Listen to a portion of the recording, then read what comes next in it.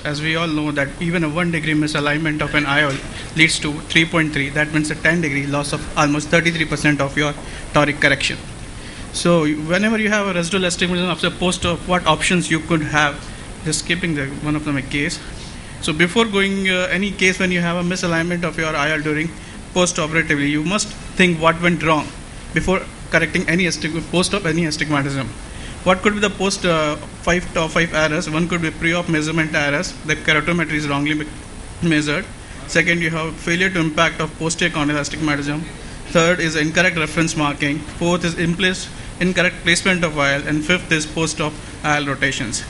And as we all know, Dr. Chang's and studies all says the toric IOLs all have a less than 4% degree of misalignment if they are placed properly on axis intra-op.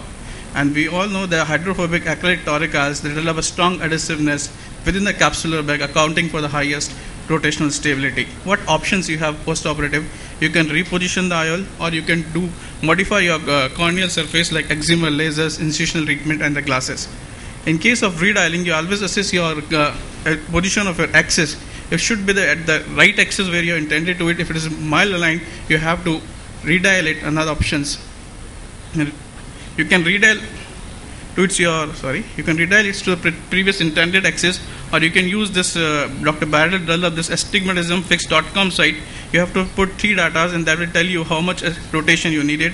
Or you can use the toric enhancement function of eye test that Dr. Redialling has shown you before me.